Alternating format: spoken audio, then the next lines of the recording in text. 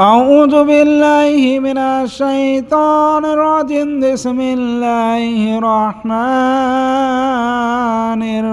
الرحيم أما يتساءلون عن النبأ العظيم الذي هم فيه مختلفون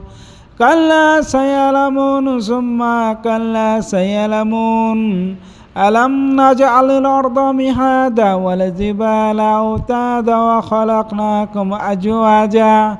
وجعلنا نومكم سباتا